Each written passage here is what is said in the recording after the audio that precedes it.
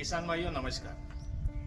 बात हो रही है प्राकृतिक खेती की और हम आपको रोज रोज नई नई प्राकृतिक खेती की तकनीकें बताने का प्रयास कर रहे हैं। आज का जो हमारा टॉपिक है वो है दशपर्णी अर्क। जब जैविक दवाइयों की बात होती है तो दशपर्णी अर्क का भी उतना ही महत्व है कि उसके बिना हम जो रोग प्रकोप है उसको हम कम नहीं कर सकते।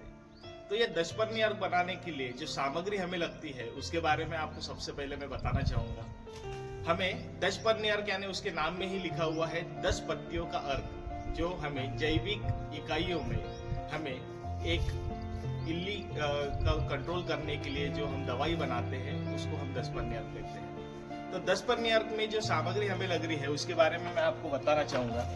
सबसे पहले हमें 10 पत्तियां कलेक्ट करनी है और याद रखना है ऐसी पत्तियां हमें सिलेक्ट करनी है कि जो सुगंध में उग्र हो, जिसको बकरियां नहीं खाती हो। तो ऐसी 10 पत्तियां 2-2 किलो पत्तियां हमने यहाँ पे इकट्ठा की है। तो मैं आपको एक एक करके पत्तियों के बारे में बताना चाहूंगा। सबसे पहले हमें लेना है अरंडी, जिसको हम इंग्लिश में कैस्टर बोलते हैं। अरंडी के पत्ते और ये फल, ये सारे हमें पीस के हमारे इस दशपर्णी अर्क में इसका डालना है।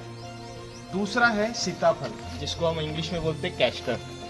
सीताफल कैस्टर की पत्ती आप ले सकते हैं, इसकी भी सुगंध बड़ी उग्र होती है। और ये कैस्टर, इसके पत्तियां हमें 2 किलो लेना है। तीसरा हमें लेना है करंज लेना है। करंज के फल अगर आपको मिल जाए तो करंज के फल भी आप ले सकते हैं। इसको जो लोकल लैंग्वेज है उसमें कड़ू बादाम भी कहा जाता है। तो ये करंज जो है, जिससे ऑयल निकलता है, जो एक्टोपैरासाइट के कंट्रोल के लिए हम इसका यूज करते हैं। तो ये करंज की पत्तियां हमें लेनी है। चौथा हमें जो लेना है वो है पपाया। पपाया की पत्ती आप लोग ले सकते हैं। पपाया की पत्ती आपको काट लेना है और पपाया की पत्तियों को आपको पीस लेना है। उसके बाद है आपका कटहल, जिसको इंग्लिश में अपन जैकफ्रूट बोलते हैं। तो ये कटहल की पत्तियां भी हम ले सकते हैं। ऐसे दिखा देना, ये कटहल की पत्तियां जिसके हमने अभी फ्रूटिंग स्टेज में होने की वजह से पत्तियां काट के लाई हुई है। छठवीं जो पत्ती हमें लगने वाली है वो है जामुन। जामुन की पत्ती का भी हम इसमें इस्तेमाल कर सकते हैं। उसके बाद 7वीं पत्ती जो है वो है मैंगो, जिसको आम की पत्तियां हमने इकट्ठा कर ली है। ऑप्शनल में हम लैंटेरा कैमेरा, जो ये रोड के साइड आप देखते होंगे कि ये फूल वाली जो पत्तियां आती है, ये पत्तियां सुगंध में बहुत उग्र होती है। इसको काटे भी होते हैं, सावधानी से इसको काटिएगा। और ये लैंटेना कैमेरा की जो पत्तियां है, जिसको हम घानेरी भी बोलते हैं, तो ये घानेरी की पत्तियां हम ले सकते हैं। उसके बाद अकाव, जिसको मदार का पौधा भी कुछ जगह बोलते हैं, मराठी में इसको रुई बोलते हैं। तो ये पौधे जो है, इसकी रोड साइड में आपको बहुत पत्तियां उपलब्ध होती है। ये पत्तियां आपको लेना है। उसके बाद बेशरम की पत्ती आपको लेनी है। बेशरम की फूल भी जो आई हुई है, वो फूलों का भी आप इसमें इस्तेमाल कर सकते हैं। ये बेशरम की पत्तियां। और जो लास्ट कंपोनेंट हम इसमें डालने जा रहे हैं वो है नीम की पत्ती, क्योंकि ये बहुत कड़वी होती है। तो नीम की पत्ती भी हम इसमें इस्तेमाल करने जा रहे हैं। अब ये सारी पत्तियां हमने यहाँ पे इकट्ठा कर ली है। अब स्टेप बाय स्टेप जो है, हम ये सारी पत्तियों को क्रश करेंगे।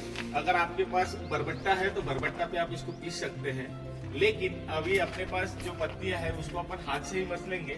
तो ये जो पत्तियां है इसको अपने को क्रश करना है कि टंकी में डालने के बाद ये जल्दी से धुल जाए। तो सारी पत्तियां जो है, अलग अलग पत्तियां आपको अपने हाथ से क्रश कर लेना है।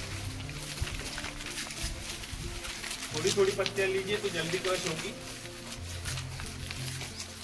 ये सारी पत्तियां जो है अपने को अच्छे से क्रश कर लेना है।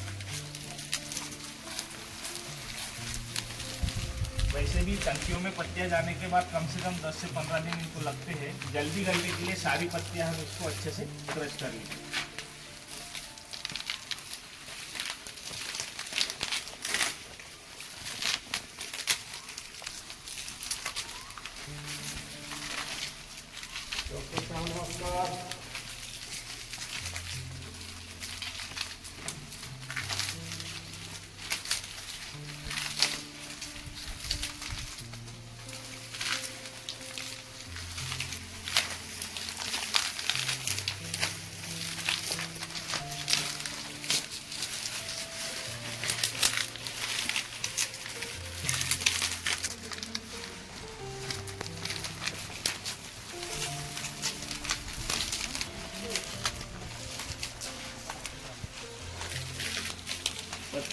साइड में कर देना है, क्योंकि पेंसिल अपन उसमें नहीं डालेंगे क्योंकि उनको जलने के लिए बहुत समय लगेगा। तो अब हमने सारी जो पत्तियाँ इकट्ठा की हुई थी, जहाँ हमने अपने हॉस्टल में इसको पत्तियों को बारीक कर लिया है, और मिक्सर की सहायता से हमने निमास्त्र के लिए ये नीम की जो पेस्ट, इसको भी हमने पतला कर दिया है। पूरी नीम का अपन ने इसका पेस्ट बना दिया है। तो सबसे पहले हमें जब निमास्त्र बनाना है तो हमने टंकियाँ भरा के रखी थी, उसमें पानी हमने डाल दिया था, गोमूत्र हमने डाल के रखा हुआ है।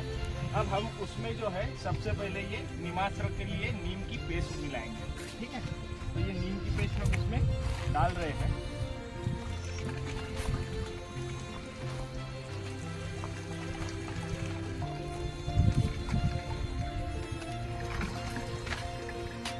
आ गया जो टंकी में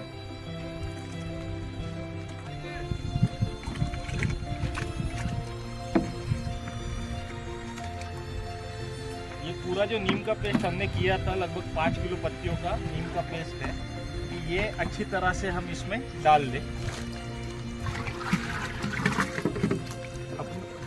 और इसको जो है हमको अच्छे से मिला लेना है। इसमें हमने पानी और गोमूत्र मिला के रखा हुआ था, 10 लीटर गोमूत्र हमने इसमें डाला हुआ है।